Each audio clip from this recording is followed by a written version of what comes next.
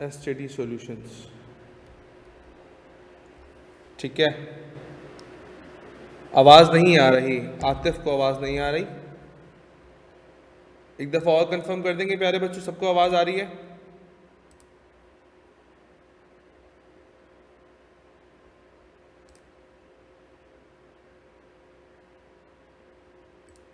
Okay, done. So I am the director of STD solutions. अगर papers की बात करूँ कौन कौन से पेपर्स आई एम टीचिंग, तो I am teaching PRC2, that is quantitative methods and techniques, and PRC4, that is introduction to accounting। ठीक है, आज हमने अपनी क्लास रखी है QM की। थर्सडे वाले दिन हम अपनी क्लास रखेंगे ITA की, ठीक है ना, ताकि आप दोनों क्लासेस से फेमिलियर हो जाओ। ठीक है, अच्छा सर, अगर मैं अपनी क्वालिफिकेशन की बात करता हूँ तो I am CA finalist and I have done my MBA degree in finance।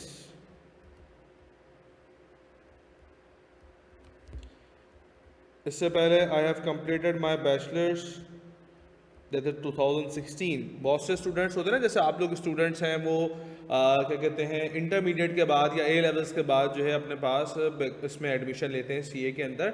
लेकिन मैंने अपने इंटरमीडिएट के बाद एडमिशन नहीं लिया था। I have first completed my bachelors, then I have joined chartered accountancy. ठीक है ना, इसके अलावा कुछ टैक्सेशन के अंदर सर्टिफिकेशन है मेरे पास।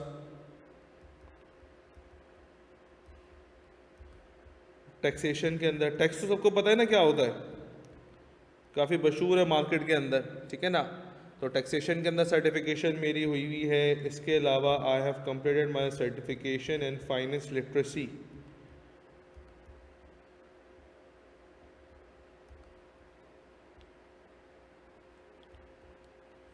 ठीक हो गया प्यारे बच्चों। सो ये वो एक क्वालिफिकेशन की डिटेल है जो मैंने आपके साथ अपनी शेयर करी। अगर इसके साथ साथ हम अपनी टीचिंग एक्सपीरियंस की बात करते हैं, जो कि बड़ा ही इम्पॉर्टेंट फैक्टर है।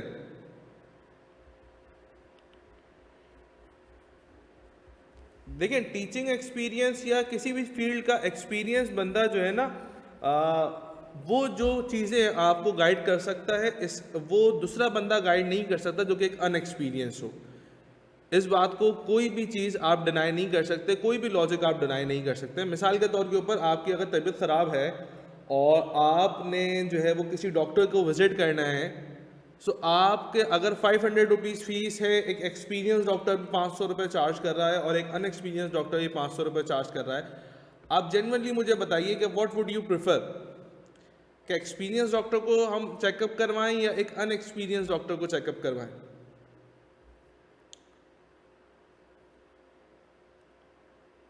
ओके अमान, अमान का आंसर आ गया बेटा, बाकी लोग भी मुझे आंसर दे दीजिए, शाबाश।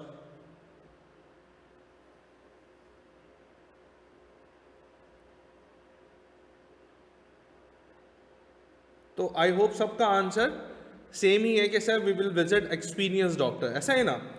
सो टीचिंग एक्सपीरियंस की अगर मैं प्यारे बच्चों बात करूं, तो वो सब्जेक्ट जो आप मुझसे पढ़ने जा रहे हैं, PRC2 quantitative methods and ITA, I am teaching these subjects since 2020। ठीक है ना, 2020 से मैं ये सब्जेक्ट पढ़ा रहा हूँ। ऑलमोस्ट कोई 5 इयर्स के करीब मुझे हो गए हैं ये सब्जेक्ट पढ़ाते हुए। इससे पहले अपने पास कैफ 6 MFA होता था। कैफ आपकी सेकेंड स्टेज है, तो MFA के अंदर एक स्टैट्स पोर्शन होता था। I teach that portion as well. अच्छा, इसके साथ साथ किसी ने ये नाम सुना है, किसी ने नाम सुना है CSS? हाँ भाई, बिल्कुल सुना है, खासतौर पे इंटीरियर सेंस वालों ने तो लाजमी सुना होगा CSS। वहाँ पे काफ़ी रुझान है CSS का। सो मैं CSS भी पढ़ाता हूँ, और CSS के अंदर मैं एक सब्जेक्ट पढ़ाता हूँ जनरल साइंस एंड एबिलिटी, दूसरा सब्जेक्ट पढ़ाता हूँ स्टैटिस्टिक्स। आई टीच 2 सब्जेक्ट्स, बिल्कुल सेंट्रल सुपीरियर सर्विसेज, जो कि गवर्नमेंट ऑफ पाकिस्तान कंडक्ट करता है for the post of 19 grade. ठीक है ना, तो ये 2 पेपर्स मैं अपने पास पढ़ाता हूँ CSS के अंदर, जनरल साइंस एंड एबिलिटी, जो कि कंपलसरी पेपर है, और स्टैटिस्टिक्स जो कि ऑप्शनल पेपर है, ठीक है। इसके अलावा how many of students have done A levels, कितने स्टूडेंट्स ने ए लेवल्स किया है? कोई है हमारे पास?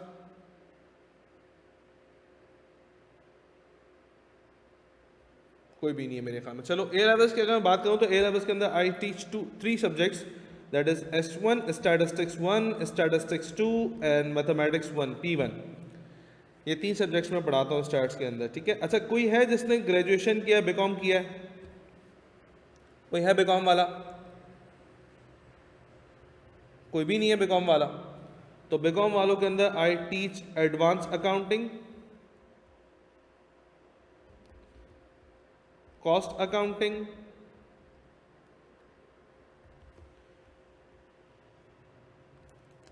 एंड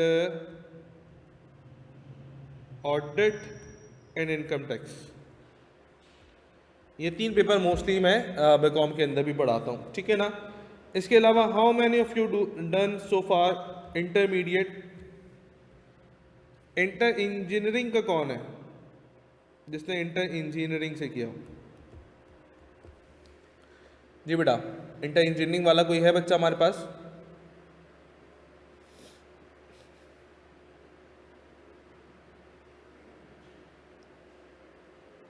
ENG लिख दो, बस शॉर्ट फॉर्म करो, ENG ऐसे कर लो। तो इंटर इंजीनियरिंग के अंदर I teach mathematics for part 1 and part 2, ठीक है ना। फर्स्ट ईयर और सेकेंड ईयर को इंजीनियरिंग में मैथ्स ही पढ़ाता हूँ। कॉमर्स वाले कोई है बेटा? कॉमर्स की accounting part 1 part 2, mathematics and statistics, ठीक है। अच्छा, मेडिकल वाले कितने हैं? मेडिकल वाले, मेडिकल, माशाल्लाह, वेरी गुड। तो भाई मेडिकल वालों को मैं कुछ नहीं पढ़ाता हूँ कि मेरा कोई सब्जेक्ट मेडिकल में फॉल नहीं करता, ठीक है। तो ये एक छोटा सा एक ओवरव्यू है, लेकिन इंशाल्लाह मेडिकल वाले अब यहाँ पर CA के अंदर हमारे साथ पढ़ेंगे तो काफ़ी मज़ा आएगा, काफ़ी इंटरेस्टिंग बनाएंगे चीज़ों को, ठीक है ना। कभी भी बोरिंग लेक्चर नहीं होगा। हमारा लेक्चर हमेशा जो है ना वो एक इन्जॉयमेंट वाला लेक्चर होता है, कभी बच्चा बोर नहीं होता लेक्चर्स देख के। आपने देखा होगा कि मैं दूसरे बैच की, जबकि मेरी कल वाली क्लास मैंने 3 घंटे की लगाई, मैंने संडे को 5 घंटे की क्लास ली लास्ट बैच की, क्योंकि उनका बस बैच एंड पर उनके पेपर्स होने वाले। सो वो 5 घंटे भी बच्चे ने क्लास ली ना, तो वो बोर नहीं हुआ क्लास के अंदर कि नहीं यार ये मैथ्स के टीचर हैं या ये अकाउंटिंग पढ़ा रहे हैं तो ये फुल बोलूँ कि पकाएंगे बच्चे को। नहीं, ऐसा नहीं होता, काफ़ी एक ना इंटरेस्टिंग क्लास अपनी होती है चीज़ों को लेकर। अच्छा सर, मैंने इस पीरियड के अंदर 2020 से लेकर आज तक टोटल नंबर ऑफ स्टूडेंट्स कितने पढ़ाए हैं? मैंने टोटल नंबर ऑफ स्टूडेंट्स बेटा मोर और लेस कोई पढ़ाए हैं अराउंड 5000 प्लस, 5000 के करीब मैं बच्चे पढ़ा चुका हूँ अब तक 2020 से, और जिनका जो पासिंग रेशो है, जिनकी जो पासिंग परसेंटेज है वो 95% टू 98%।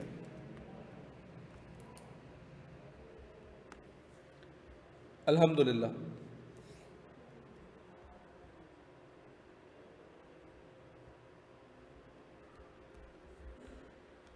ठीक है ना। इससे पहले मैं एक दूसरे इंस्टीट्यूट में पढ़ाता था, फेसबुक पे तो सभी लोग मौजूद होते हैं तो फेसबुक पे सभी देख सकते हैं। इससे पहले मैं एक दूसरे इंस्टीट्यूट में पढ़ाता था and I have recently join STD solutions, ठीक है ना। सो ये कुछ बातें जो कि मैंने अपने बारे में गाइड करी। किसी का कोई सवाल है तो मुझसे करें, वरना फिर हम आगे मूव करते हैं।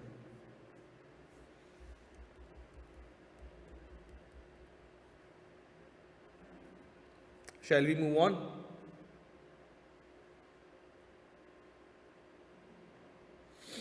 ओके, तो भाई हम सब आज पहली क्लास में आए हैं और हम सब का ऑब्जेक्टिव जो है वो CA करना है, ठीक है। मैंने आपसे ओरिएंटेशन सेशन में एक बात कही थी कि ओरिएंटेशन के बाद हमारी जो फर्स्ट क्लास होगी उसमें CA करने का एक छोटा सा कंसाइज में आपको पैटर्न बताऊंगा, जिस पैटर्न जिस गाइडलाइन के ऊपर आप चलेंगे तो आपके पेपर फर्स्ट अटेम्प्ट में क्लियर हो जाएंगे। ठीक है, any deviation from that line आपका फिर डिफिकल्टी फेस करेंगे आप उसमें आने के लिए, पेपर में आने के लिए, ठीक है ना, पेपर पास करने के लिए। सो अब उस चीज़ के अंदर जो है ना, वो फॉर्मूला क्या है जो सीए पास कराता है। देखिए वो फॉर्मूला एक डेली रूटीन है, जैसे फॉर एग्जांपल आपके एक दिन के अंदर कितने घंटे होते हैं प्यारे बच्चों? 24 घंटे होते हैं। उस 24 घंटों में से अगर आप क्लासेस माइनस कर देते हो, जैसे क्लासेस हमारी कितने घंटे होगी, क्लासेस अगर मैक्सिमम भी हुई तो 6 घंटे के करीब आपकी क्लास होगी, ठीक है ना। सो अगर हम 6 आवर्स इस क्लास में से माइनस कर देते हैं तो हमारे पास कितने घंटे बचे प्यारे बच्चों? 18 आवर्स बचे। अब अगर आप ट्रैवल करते हो और कैंपस आते हो, कैंपस से वापस घर जाते हो, तो मोर लेस आपको 2 घंटे चाहिए आने जाने के लिए, ठीक है ना। तो अगर मैं ट्रैवल के लिए ऑनर वालों के लिए तो ये भी नहीं है, तो 2 घंटे अगर मैं ये भी माइनस कर देता हूँ तो how many hours do we left? 16 hours. अच्छा सर, अगर 16 आवर्स के बाद हम अगर सोने की कोशिश करें तो कितने घंटे हम सोएंगे बेटा? सर 8 घंटे ही माइनस करते हैं सोने के, बचे कितने घंटे प्यारे बच्चों? 8 घंटे बचे। मैं बोलता हूँ इस 8 घंटे में से आप फजूल का कुछ टाइम ऐसे ही वेस्ट करो, मोबाइल वगैरह यूज़ करो, बाहर आना जाना करो, ठीक है ना, नहाना धोना, नमाज पढ़नी, सारे काम आपने करने हैं, तो मोर लेस मैं बोलता हूँ कि सर 3 घंटे और निकाल दो, ठीक है, अदर्स के नाम के। मुझे बताएं कितने घंटे बचे? अच्छा याद रहे मैंने सारा काम अपना कर लिया है, मैंने क्लासेस भी ले ली, सो भी गया, आना जाना भी हो गया, मैंने सारा काम अपना कर लिया, और मेरे पास कितने घंटे बचे प्यारे बच्चों? 5 आवर्स बचे। सर इस 5 आवर्स में क्या करोगे? तो प्यारे बच्चों इस 5 आवर्स में करेंगे आप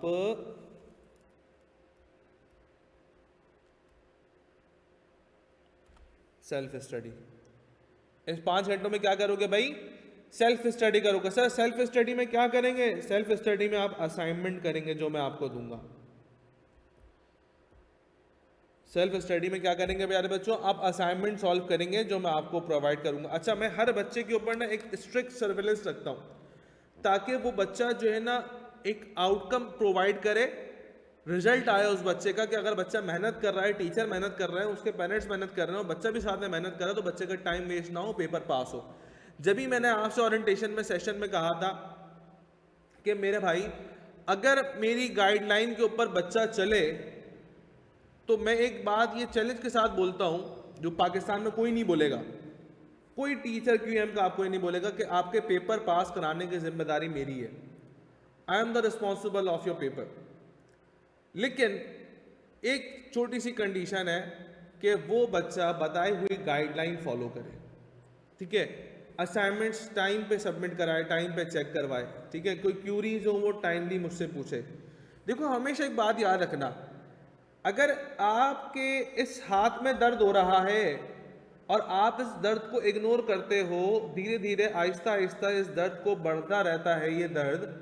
अब मैं जब बहुत दर्द हो गया, बर्दाश्त के बाहर हो गया, मैं डॉक्टर को दिखाऊंगा तो डॉक्टर ने मुझसे कहा कि सॉरी सर अब तो हाथ काटना पड़ेगा, अब कुछ नहीं हो सकता।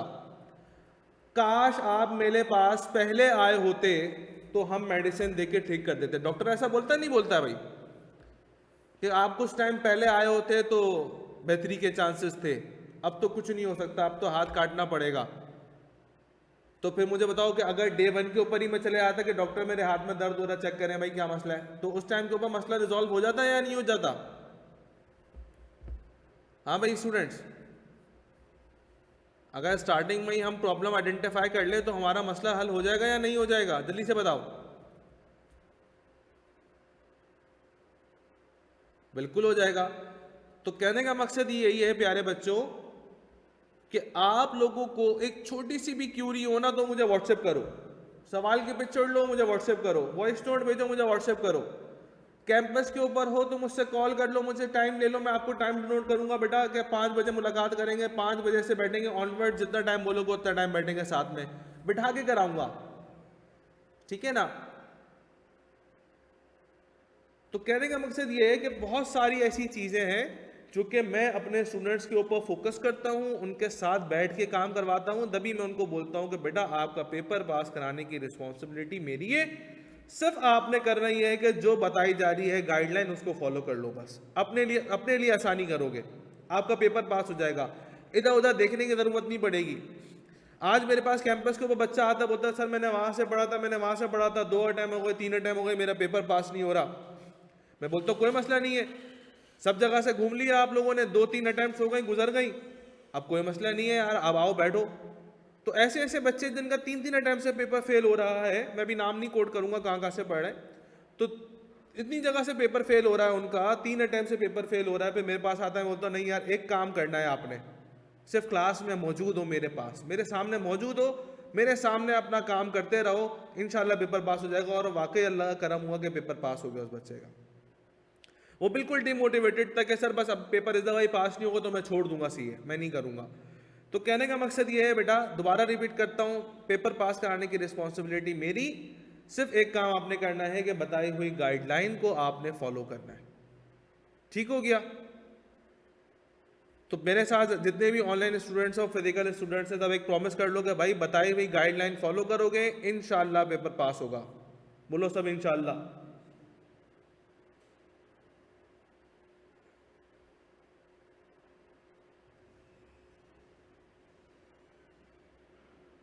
माशाल्लाह, वेरी गुड, ज़बरदस्त। अब देखो कुछ चीज़ें सेल्फ स्टडी के बारे में बात कर रहे थे कि सेल्फ स्टडी में आप क्या क्या करेंगे। जो 5 घंटे हमारे पास सेल्फ स्टडी बची बेटा, इसमें आप असाइनमेंट सॉल्व करोगे, इसमें आप रिवीजन करोगे अपनी क्लास का, मैं इसको पूरा लिख देता हूँ, आप इसमें क्लास का रिवीजन करोगे और क्लास के रिवीजन के साथ साथ नेक्स्ट क्लास के लिए थोड़ा सा प्रिपेयर होके आओगे। नेक्स्ट क्लास के लिए थोड़ा सा प्रिपेयर होने का मतलब क्या है कि मिसाल के तौर पर भाई इकोनॉमिक्स है, इकोनॉमिक्स में आपने लॉ ऑफ डिमांड पढ़ लिया भाई, जब लॉ ऑफ डिमांड पढ़ लिया तो अब मिस जो है वो लॉ ऑफ डिमांड के बाद जो नेक्स्ट हेडिंग होगी वही डिस्कस करेंगी ना नेक्स्ट क्लास के अंदर, या नहीं करेंगी? हाँ सर करेंगी। तो भाई घर से देख के आ जाओ हेडिंग में क्या लिखा हुआ है, एक थोड़ा सा इंसाइट ले लो, पढ़ लो, 5 मिनट का टाइम लगेगा उस हेडिंग के अंदर, ताकि ये होगा कि जब आप नेक्स्ट क्लास में आओगे और मिस ने बोला कि नहीं आज तो लॉ ऑफ डिमांड हमने लास्ट क्लास में पढ़ लिया था, आज लॉ ऑफ सप्लाई पढ़ेंगे, तो आपको पता होगा नहीं यार लॉ ऑफ सप्लाई तो मैं रात में देख कर आया हूँ क्या क्या होता है। थोड़ा सा एक इंसाइट होगा, थोड़ा सा एक ओवरव्यू होगा आपके पास कि लॉ ऑफ सप्लाई के अंदर हाँ ये भी चीज़ पढ़ी थी मैंने, ये भी चीज़ पढ़ी थी। फिर आप वहाँ पे क्या कर सकते हो, क्वेश्चन भी कर सकते हो हाथ के मिस मैंने डेफिनेशन के अंदर ये वर्ड पढ़ा था, मुझे मतलब उस टाइम पे समझ नहीं आया था, आप बताएं, तो वहाँ मिस बता देंगे उस क्लास के अंदर। तो नेक्स्ट क्लास के लिए थोड़ा सा आप अपने तौर के ऊपर एक प्रिपेयर भी करके आओगे, जिसको हम लोग बोलते हैं skimming and scanning. Skimming and scanning का मतलब क्या है, कुछ झलक आप देख लो तो वो झलक आपको याद रहेगी, ठीक है ना। तो ये 3 काम आपने सेल्फ स्टडी में करने होंगे, इन 5 घंटों के अंदर करने होंगे आपके पास। आ रही मेरी बात समझ में? अच्छा सर, अब बच्चा बोलता है कि हमारे पास तो 5 सब्जेक्ट हैं, हम किस तरीके से करें, 5 घंटे किस तरीके से मैनेज हो सकेंगे? भाई ज़रूरी नहीं है कि आपने रोज़ाना 5 के 5 सब्जेक्ट डेली बेसिस के ऊपर पढ़ने हैं। आप एक शेड्यूल बना लो कि भाई मुझे क्यूएम के साथ साथ इकोनॉमिक्स पढ़ना अच्छा लगता है, या क्यूएम के साथ साथ मुझे आईटी पढ़ना अच्छा लगता है, ठीक है, या अकाउंटिंग के साथ साथ मुझे क्यूएम पढ़ना अच्छा लगता है। तो मैं बोलता हूँ कि आप शेड्यूल बना लो, उस शेड्यूल को अपने मूड के हिसाब से डिज़ाइन करो और उसके हिसाब से पढ़ो कि भाई आज मैं 3 से 6 बजे से लेकर 9 बजे तक क्यूएम पढ़ूंगा, 2-3 घंटे ये पढ़ूंगा, 2 घंटे में आईटी पढ़ूंगा, ठीक है, आज का पैकेज हो गया 5 घंटे का। फिर नेक्स्ट दिन का पैकेज अपने हिसाब से बनाओ। लेकिन मैं ये बोलूंगा कैलकुलेशन वाला पेपर लाजमी रखेंगे एक पेपर के साथ, क्योंकि थ्योरी एक साथ नहीं पढ़ी जाती। थ्योरी के 3 सब्जेक्ट रोज रखोगे ना, बंदा बोर हो जाएगा, नींद आएगी उसको। तो एक कैलकुलेशन पेपर रखना, एक थ्योरी का पेपर रखना, ताकि कैलकुलेशन से बोर हो जाओ थ्योरी पढ़ने लग जाओ, जब थ्योरी से बोर हो जाओ तो कैलकुलेशन पढ़ने लग जाओ। तो इस तरीके से सेल्फ स्टडी का आपकी एक सीक्वेंस काफ़ी अच्छी बन जाएगी। Are we clear on this? ठीक है ना। अच्छा जी, फिर एक चीज़ होती है जिसको मैं डे 1 के ऊपर अपने स्टूडेंट्स को लिखवाता हूँ, और मैं उसको लिखता भी रेड कलर से हूँ।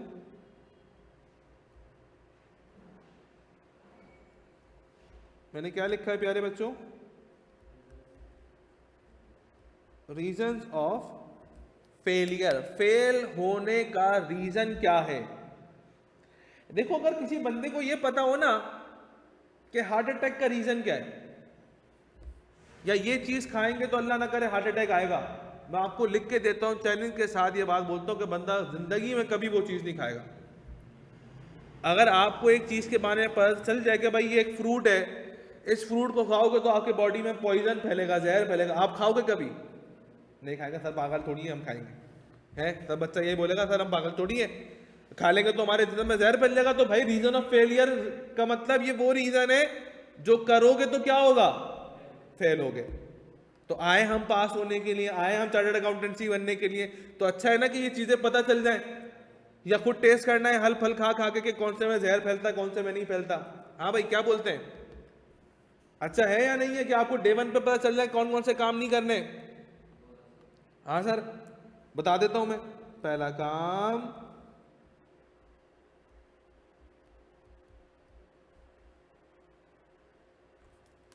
क्या लिखा भाई मैंने?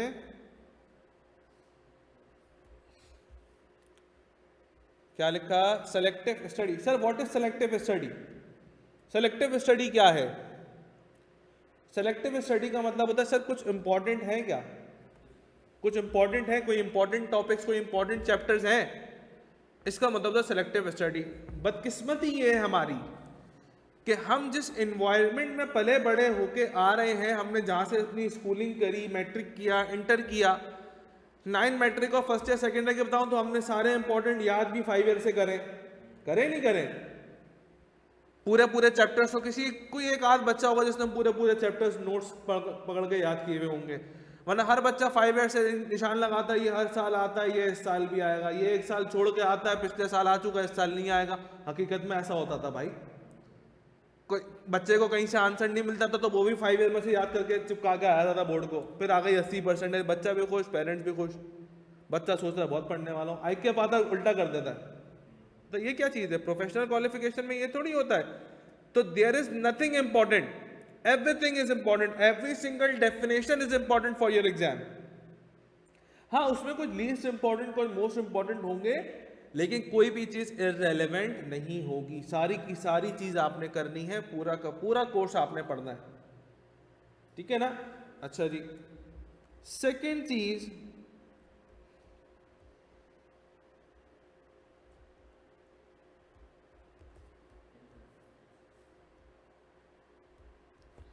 क्या लिखा मैंने? Inconsistent student. इनकंसिस्टेंट स्टूडेंट कौन सा होता है? वो बच्चा जो अपने मूड के हिसाब से क्लास लेता है, कभी मूड हुआ तो क्लास ली, कभी मूड हुआ तो क्लास नहीं ली, कभी दिल करा तो असाइनमेंट सॉल्व कर लिया, कभी नहीं किया तो कोई मसला नहीं है, कभी घर जाके पढ़ा तो पढ़ा, कभी घर जाके नहीं पढ़ा तो नहीं पढ़ा। तो ऐसे बच्चे का सीए होगा या नहीं होगा? भाई कुछ भी नहीं होगा सर, इंटर भी नहीं होगा। तो इनकंसिस्टेंट स्टूडेंट का ये बेटा क्या नहीं होता? सीए क्वालिफाई नहीं होता, फिर वो बहुत सफर करता है, अल्टीमेटली पैसे ज़ाया करता है, और सबसे बेहतर, पैसे ज़ाया होने से बेहतर तुम्हारा टाइम कीमती है, टाइम वेस्ट नहीं होना चाहिए। तो टाइम अगर ज़ाया हो जाएगा तो इनकंसिस्टेंसी की वजह से सब बेकार है, तुम्हारे दूसरे दोस्त सब ग्रेजुएट हो जाएंगे, तुम वहीं के वहीं रह जाओगे। तो पहला रीजन, सेलेक्टिव स्टडी कभी नहीं करनी हमने। अच्छा सर आप ये पीआरसी के लिहाज से बता रहे हैं या किस लिहाज से बता रहे हैं? मैं पूरे सीए के लिहाज से बता रहा हूँ। मैं पीआरसी 1 से लेकर एमएसए 2 तक हर चीज के लिए बता रहा हूं ये चीज आपको। सिलेक्टिव स्टडी कभी नहीं करनी, इनकंसिस्टेंट स्टूडेंट कभी नहीं बनना, हमेशा रेगुलर स्टूडेंट, पंक्चुअल स्टूडेंट बनना है।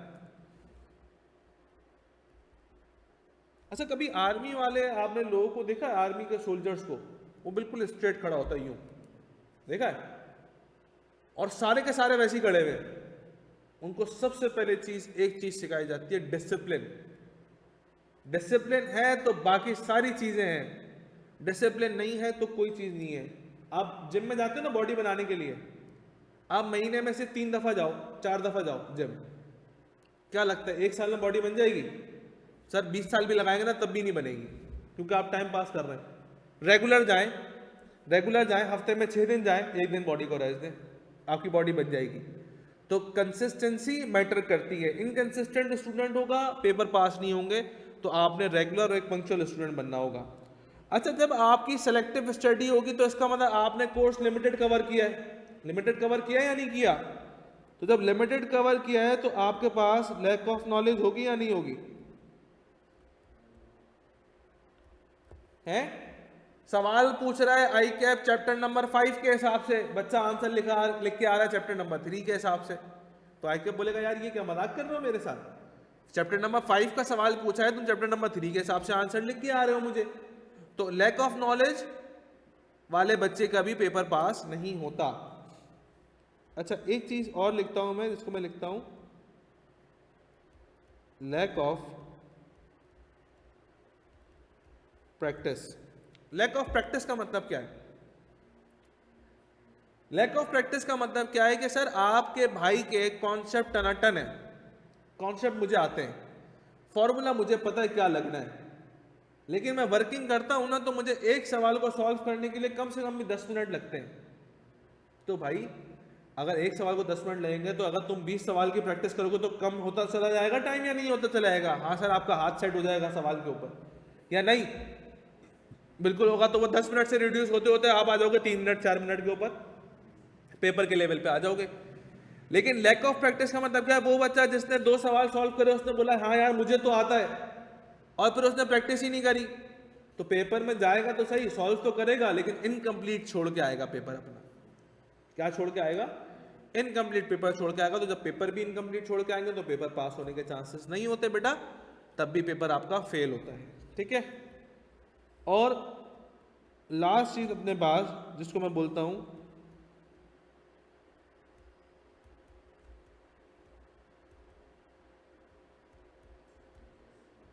Teachers guidance. टीचर की बात फॉलो करो, क्योंकि देखो टीचर एक वो बंदा है जिसने बहुत सारे बच्चे पढ़ाए। मैंने बोला मैंने 5000 बच्चे पढ़ाए, तो मैं जो बात बोलूंगा वो 5000 बच्चों को एक्सपीरियंस रखते हुए बोलूंगा ना, और तुम एक बच्चे हो। तो कहने का मकसद ये है कि मैं जो बात बोलूंगा वो उन 5000 स्टूडेंट्स के एक्सपीरियंस से बोलूंगा। अपने लाइफ में मैंने देखे वो 5000 बच्चे कि क्या क्या करते हैं, उन चीजों को कंसीडर करते हुए जो मैं बात बोलूंगा, तो इसका मतलब तुम्हारा पेपर नहीं रुकेगा। ठीक है ना? या तो बच्चा फिर अपनी मर्जी चलाए और पेपर रुक ले और फिर खुद एक्सपीरियंस करे, या तो पहले से ही किसी एक्सपीरियंस से पूछ कर और फिर उसी राह में चले। तो टीचर गाइडेंस एक पेपर पास कराने के लिए ना एक की फैक्टर है मेरे प्यारे बच्चों, जो कि आपको फॉलो करनी है लाजमी, हर टीचर की, हर रिस्पेक्टिव टीचर की। मुझसे इकोनॉमिक्स के बारे में नहीं पूछना, इकोनॉमिक्स कैसे तैयारी करें, मैं ज़ैनब से पूछना। मुझसे अकाउंटिंग के बारे में पूछना, क्यूएम के बारे में पूछना, सर कैसे तैयारी करें, मैं वो बताऊंगा। इकोनॉमिक्स का नहीं बताऊंगा, आईटीबी का नहीं बताऊंगा, बीडब्ल्यूसीएस का भी नहीं बताऊंगा। भाई उनके रिस्पेक्टिव टीचर है ना। मैंने 5000 बच्चा जो पढ़ाया है वो अकाउंटिंग और क्यूएम का पढ़ाया है ना, इको को थोड़ी बताया। तो मुझे पता ही नहीं इको में क्या क्या मसले आते हैं बच्चे को। Online students, are we clear on this? सब बता दो बेटा जल्दी से, ताकि फिर मैं थोड़ा सा आगे मूव करूं।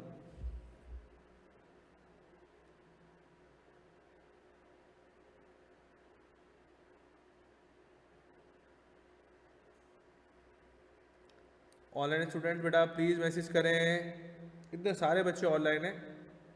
वैसे तो मैसेज कोई आए तुम्हारे पास तो टकाटक टकाटक तुम लोग रिप्लाई करते हो, हैं? तब पता है मुझे।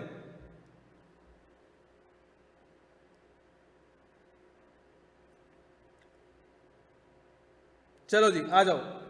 तो सर कुछ बात करते हैं इंपॉर्टेंट, वैसे सारी इंपॉर्टेंट बातें थी अब तक के लिहाज से भी, कुछ इंपॉर्टेंट मजीद बात करते हैं। और उसके अंदर हम ये देखते हैं कि आईकेप का पासिंग रेशो ऑफ आईकेप का क्यूएम का जो पासिंग रेशो है वो क्या है? किसी को पता है? नहीं सर हमें नहीं पता। आईकेप का पासिंग रेशो क्यूएम का है मेरे प्यारे बच्चों 40 to 45%, 40 से 45%। ठीक है। और मैंने अपना कितना लिखा था बेटा?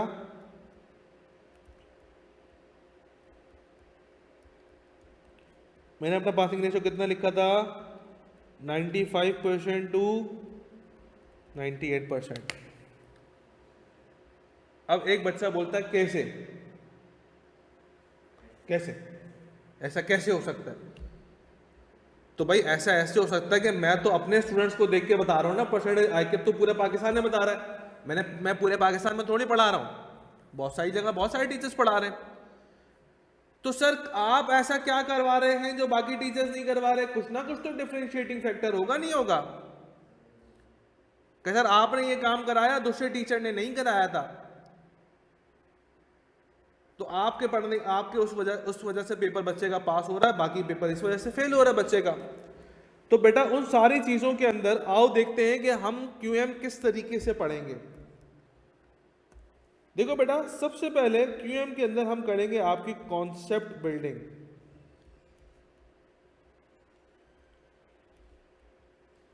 और कॉन्सेप्ट बिल्डिंग हमारी शुरू होगी डे 1 से जाकर। जब हम पहले दिन क्लास लेंगे तो हमारी कॉन्सेप्ट बिल्डिंग हो जाएगी। कॉन्सेप्ट बिल्डिंग का मतलब है सिनेरियो क्या है। अगर a प्लस बी के होल स्क्वायर का फॉर्मूला होता है a square plus 2ab plus B square, तो इसका कॉन्सेप्ट क्या है, इसका रीजन क्या है वजूद में आने का? कोई ना कोई तो रीजन होगा ना, फालतू तो नहीं है, पढ़ाया भी जा रहा है हमें। तो उसका रीजन अगर मुझे पता चल जाए तो मेरा कॉन्सेप्ट क्लियर हो जाएगा, तो आगे मौज ही मौज है, फिर रट्टा मारने की जरूरत नहीं पड़ेगी। हमारा बच्चा जो सफर करता है ना, वो इसी वजह से सफर करता है कि वो रट्टा मारने की कोशिश करता है। नहीं नहीं नहीं, कॉन्सेप्ट समझो, कॉन्सेप्ट के पीछे भागो, रट्टा खुद ब खुद पीछे आएगा आपके, ठीक है ना? तो मेरे प्यारे बच्चों, कॉन्सेप्ट बिल्डिंग करेंगे डे 1 से, एक एक चीज डिटेल्ड, कभी एक ओवरव्यू देके भाग नहीं जाऊंगा, जितनी डिटेल बोलोगे उतनी डिटेल दूंगा आपको, ठीक है ना? तो कॉन्सेप्ट बिल्डिंग डे 1 के ऊपर करेंगे। सर सीए में रट्टा कामता है, काम आता है? नहीं, रीए में रट्टा काम नहीं आता, सीए में कॉन्सेप्ट काम आता है। इसीलिए मैं ये कहता हूं प्यारे बच्चों के फोकस ऑन कॉन्सेप्ट्स। कॉन्सेप्ट ले लो, लिख तो हम अपनी वर्डिंग में नहीं देंगे, बिल्कुल दे देंगे यार, लिख देंगे, कॉन्सेप्ट मेन है।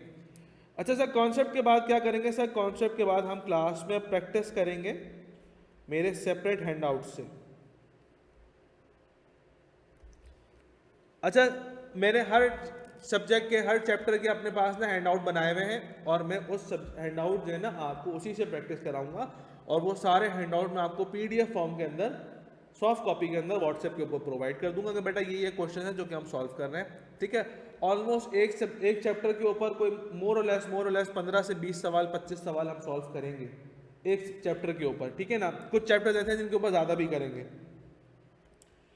अच्छा सर, असाइनमेंट करने के बाद एक चैप्टर हमने लिया, उसकी कॉन्सेप्ट देख लिया, कॉन्सेप्ट क्या है क्या नहीं है, फिर उसकी प्रैक्टिस भी कर ली हमने हैंडआउट से, उसके बाद क्या करेंगे? उसके बाद क्या होना चाहिए? आप क्या सोचते हो? कॉन्सेप्ट हमने ले लिया, हमने हैंडआउट से प्रैक्टिस हमने कर ली, अब क्या करूं? याद करेंगे? असाइनमेंट कौन अब्बू करेंगे? है मेरे प्यारे बच्चों, देखो हैंडआउट से जो सवाल कराए वो तो मैंने क्लास में कराया, आपने क्या किया उसमें? आपने सर कुछ नहीं किया, आपने तो बैठ के एब्जॉर्ब किया है ना कि क्या सवाल कैसे होता है, क्या सवाल कैसे होता है। तो असाइनमेंट कौन करेगा? असाइनमेंट आप करेंगे भाई, हैं? असाइनमेंट आप सॉल्व करेंगे as a homework self study के अंदर। फिर सर असाइनमेंट के बाद क्या करेंगे? अब नया चैप्टर शुरू करेंगे। क्यों? क्या असाइनमेंट में मसला नहीं आएगा आपको? बोलो यस सर आएगा। तो उसके बाद हम क्या करेंगे? उसकी असाइनमेंट डिस्कशन करेंगे। सर मुझसे ये सवाल सॉल्व नहीं हो रहा, सर मुझसे ये सवाल सॉल्व नहीं हो रहा, सर मुझे ये समझ नहीं आ रहा। कौन करेगा? हम ही करेंगे भाई, हमारा काम है करना, तो असाइनमेंट डिस्कशन भी करेंगे। उसके बाद क्या करेंगे भाई? सर नया चैप्टर शुरू करेंगे। अच्छा, क्विज़ेस कौन देगा? क्विज का मतलब होता है टेस्ट, टेस्ट कौन देगा? तो आप लोग देंगे ना। सर कितने टेस्ट लेंगे? एटलीस्ट 3, कम से कम एक चैप्टर के ऊपर 3 टेस्ट लूंगा, एक बेसिक लेवल, एक मॉडरेट लेवल, एक एग्जाम लेवल, 3 लेवल टेस्ट लूंगा, ताकि आप यूज टू हो जाओ कि हाँ एग्जाम में सवाल कैसे आता है। आ रही मेरी बात समझ में? अच्छा, एक वो बंदा जिसने एग्जाम दिया हो, उसको पता होता है कि एग्जाम में सवाल कैसा आता है ना? और वो अगर बोले कि भाई एग्जाम में ऐसा सवाल आता है, तो आप यकीन करेंगे नहीं करेंगे? हाँ सर बिल्कुल करेंगे, क्योंकि उसको पता है एग्जाम में सवाल कैसा आता है। लेकिन एक वो बंदा जिसने एग्जाम नहीं दिया और वो सिर्फ बातें करे कि भाई एग्जाम में सवाल ऐसा आता है, और उसने एग्जाम नहीं दिया, तो आप उसकी बात पे यकीन करोगे नहीं करोगे? नहीं सर, नहीं यकीन करेंगे, हम पागल थोड़ी है ना। अच्छा जी, तो प्यारे बच्चों फिर छठे पे क्या करेंगे सर? क्विज में कुछ सवाल होंगे जो कि आपको तंग करेंगे, जाहिर सी बात है तंग करने भी चाहिए, तो हम उनको किधर लेके आएंगे? क्विज डिस्कशन के ऊपर लेके आएंगे कि आओ क्विज डिस्कशन करते हैं, कि जो एमसीक्यू आपसे नहीं हुआ क्लास के बाद मिल जाइएगा मुझसे, या व्हाट्सएप कर दिएगा, हम उसको क्विज डिस्कशन में डिस्कस कर लेंगे, ठीक है ना। अब क्या करें सर? बस कर दें, बस कर दें? नया चैप्टर कब स्टार्ट होगा? अच्छा नया चैप्टर स्टार्ट हो चुका है, ये सारे काम बैकग्राउंड में हो रहे हैं, नया चैप्टर तो स्टार्ट हो चुका है सर। अब 7 पे क्या करेंगे मेरे बच्चों? 7 के ऊपर मैं आपको दूंगा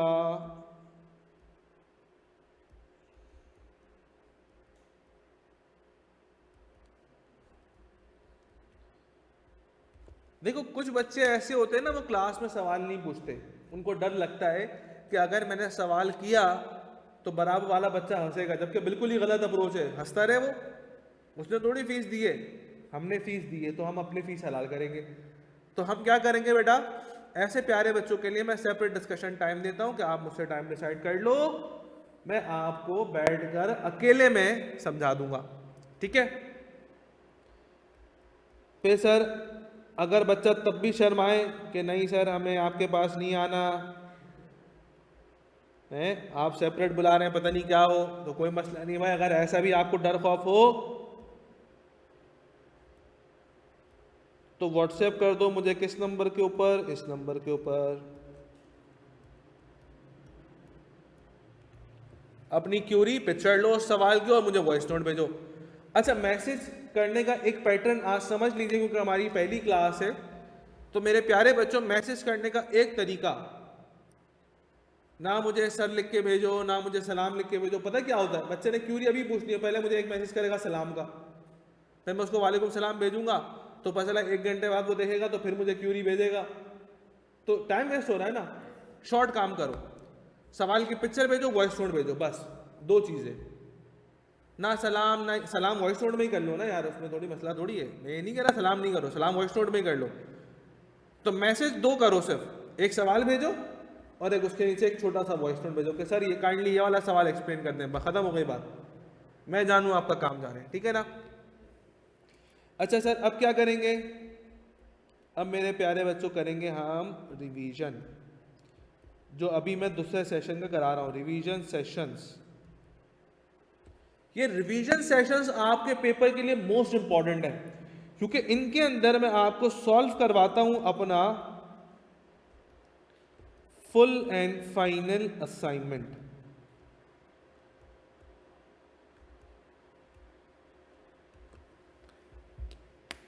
आतिफ बेटा फी स्ट्रक्चर क्या है पीआरसी का, ये इसके बारे में आपको एडमिन बताएगा, ठीक है। तो फी स्ट्रक्चर और स्कॉलरशिप पॉलिसी वैसे तो मैंने ओरिएंटेशन सेशन में ही बताई थी, ओरिएंटेशन सेशन में आप चेक कर सकते हो, वरना जो है एडमिन को हमारे मैसेज कर दिएगा तो दे विल गाइड यू, ठीक है ना। अच्छा, फुल एंड फाइनल असाइनमेंट के ऊपर मैं आऊँ। फुल एंड फाइनल असाइनमेंट की आपके पास जो है ना इंपॉर्टेंस पेपर में इंतहा से ज़्यादा है, ज़्यादा नहीं बोलूँगा लेकिन इंतहा से ज़्यादा है। डिटेल बात हम क्लास में करेंगे अपनी कि कैसे इंपॉर्टेंस ज़्यादा है, ठीक है ना। ओके हो गया। फिर सर 10th के ऊपर, 10th पार्ट के ऊपर हम करेंगे grand quizzes. Sir grand quizzes का मतलब क्या है? देखो पहले हमने क्विज़ेस करे थे, एक चैप्टर पढ़ा था क्विज़ किया था, एक चैप्टर पढ़ा था क्विज़ किया था। अब हम 3 से 4 चैप्टर पढ़ेंगे, 3 से 4 चैप्टर का कंबाइंड टेस्ट देंगे। पेपर तो कंबाइंड ही आना है ना, या पेपर सीक्वेंस के अंदर आना है? नहीं सर, पेपर तो कंबाइंड आना है। तो हम क्या करेंगे कि 3 चैप्टर रिवाइज करें, उनका कंबाइंड क्विज, फिर 3 चैप्टर रिवाइज करेंगे, उनका कंबाइंड क्विज हो जाएगा। आ रही बात समझ में? And sir last but not the least, mock and mock discussion. Final test लेंगे और फाइनल पेपर लेने के बाद इंशाअल्लाह ताला आपका पेपर पास हो जाएगा। ठीक है।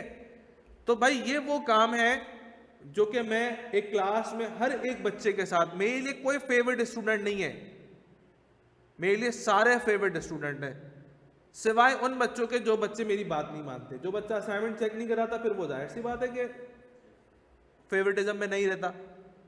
तो वो बच्चा जो गाइडेंस फॉलो करेगा, इंशाल्लाह मेरे साथ साथ ये सारी चीजें फॉलो करेगा, तो हम इंशाल्लाह अपना पेपर पास कर लेंगे। आ रही मेरी बात सुन रहे? जी भाई।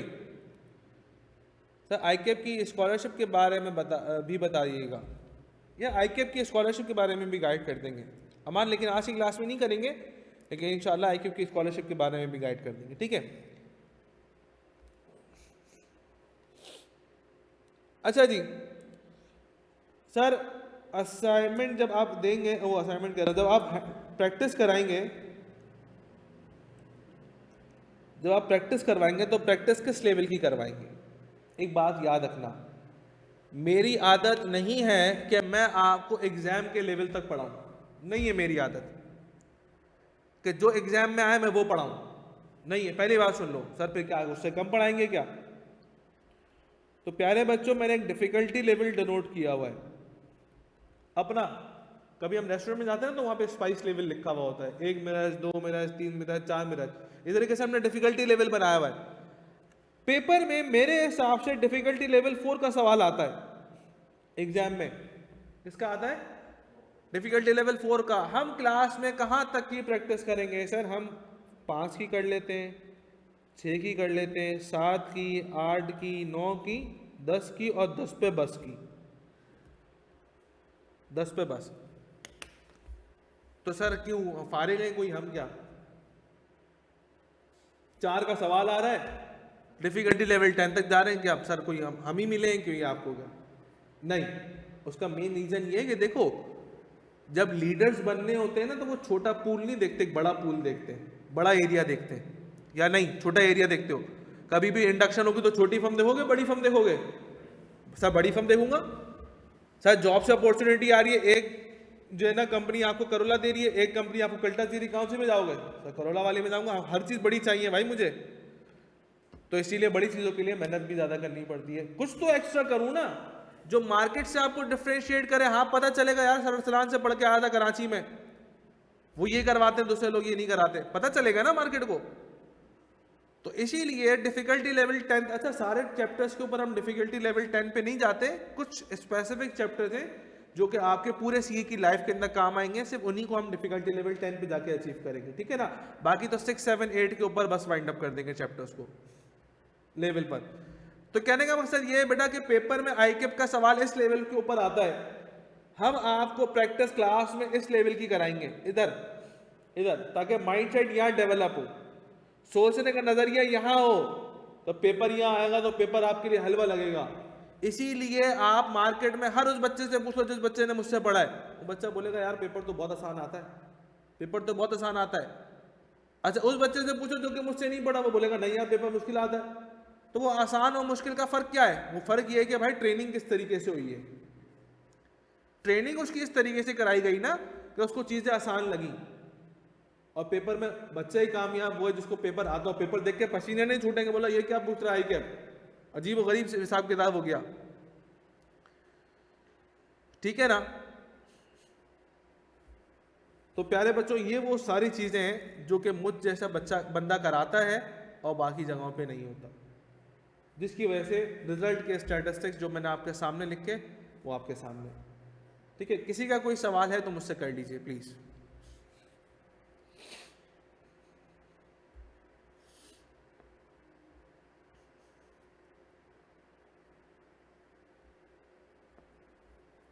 ऑनलाइन स्टूडेंट्स शाबाश बेटा।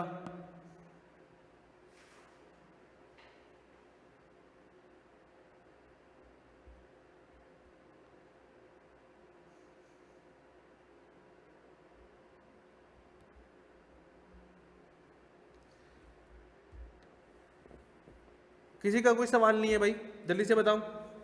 हाँ भाई खुश हैं सब लोग, ठीक है।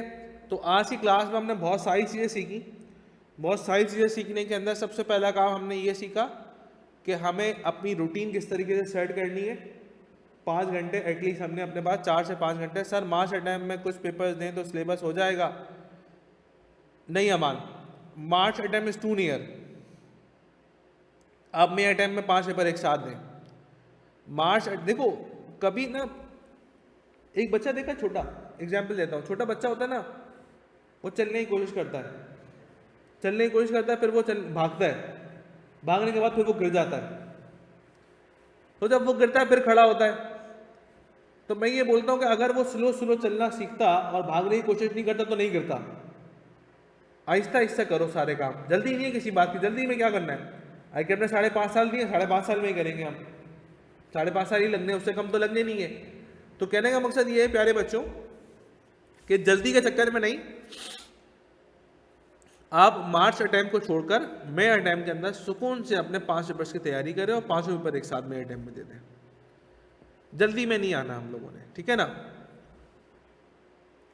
तो कंक्लूजन ये था हमारी आज की क्लास का प्यारे बच्चों के, हमने अपनी रूटीन सेट करनी थी, क्या क्या रूटीन फॉलो करेंगे हम, और उस रूटीन के हिसाब से हमने क्या क्या चीज़ें नहीं करनी, वो भी मैंने आपके सामने लिख दिया, ठीक है ना। और इसके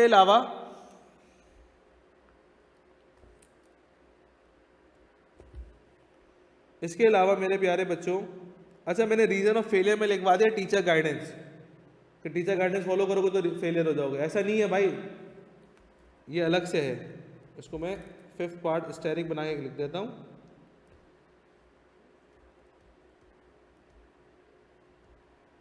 रीजन टू पास ऐसे करते हैं, ठीक है ना। अगर बंदा बोले नहीं यार सर आपने तो रीजन ऑफ फेलियर में लिखवाया हुआ था कि टीचर गाइडेंस फॉलो करोगे तो फेल हो गए, ऐसा नहीं है भाई, ये रीजन टू पास है, सही है ना। अच्छा जी, फिर इसके अलावा हमने देखा कि आईकेप का पासिंग रेशो क्या है और हमारा पासिंग रेशो क्या है, अल्लाह का शुक्र है। और फिर इसके अलावा हमने ये देखा कि हम क्यूएम और अपने पास आईटीए इंट्रोडक्शन टू अकाउंटिंग किस तरीके से पढ़ेंगे। अच्छा आईटीए के बारे में मैं गाइड कर दूं कि आईटीए जो है ना, आपके पास 3 टीचर आपको पढ़ाएंगे, एक मैं, एक सर अली अमानुल्लाह, एक सर हसन मारफानी, ठीक है ना। मेरे पास 40% सिलेबस है, बाकी रेस्ट ऑफ द सिलेबस उन दोनों टीचर्स के पास है, ठीक है। शुरू में मैं पढ़ाऊंगा, फिर एंड पे जाकर बीच में से मुझे वो लोग ज्वाइन कर लेंगे अपने पास, ठीक है। मतलब मैं अपनी अकाउंटिंग क्लासेस वाइंड अप करूंगा तो सर अली अमानुल्लाह की शुरू हो जाएंगे, फिर सर हसन मारफानी की शुरू हो जाएंगी, ठीक है। तो आज हमने एक इंट्रोडक्शनी क्लास ली है, इंट्रोडक्टरी क्लास थी अपनी ये, और इसके अंदर बहुत सारी चीज़ें हम लोगों ने सीखी, एक छोटा सा इंटरेक्शन भी हो गया आपका मेरे साथ। इंशाल्लाह जो हमारी थर्सडे वाली क्लास होगी उसमें हम अकाउंटिंग स्टार्ट करेंगे और अकाउंटिंग का पहला टॉपिक भी उसी क्लास में कवर करेंगे, ठीक है। तो थर्सडे को 3 से 4 हम अकाउंटिंग क्लास कंडक्ट करेंगे, सही है प्यारे बच्चों। कल आपकी छुट्टी है। अच्छा याद रखिएगा स्टार्टिंग का जो 1 वीक होता है वो आपकी फ्री डेमो क्लासेस हैं, आप कभी भी ले सकते हो, उसके रिकॉर्डेड वर्जन भी अभी ग्रुप पे आ जाएगा थोड़ी सी देर में अपलोड होकर, तो जिन बच्चों की क्लास मिस हो जाती है टाइम की वजह से तो वो रिकॉर्डेड भी देख सकते हैं। एक हफ्ते में जो आपकी क्लासेस होंगी ना वो हर ऑल्टरनेट डे पे होगी, जैसे आज हो गई, कल नहीं होगी, जुमेरात को होगी, जुम्मे को नहीं होगी, हफ्ते को होगी, ठीक है ना। तो हर ऑल्टरनेट डे पे आपकी क्लासेस होंगी, लेकिन आने वाले मंडे से आपकी क्लासेस रेगुलर होंगी, नेक्स्ट मंडे से आपकी क्लासेस रेगुलर की जाएंगी। उससे पहले जो है हर ऑल्टरनेट डे के ऊपर डेमो क्लासेस आपको ऑफर की जाएंगी, ठीक है प्यारे बच्चों। तो इंशाअल्लाह ताला आप लोगों से फिर नेक्स्ट क्लास में मुलाकात करते हैं। अल्लाह हाफिज़।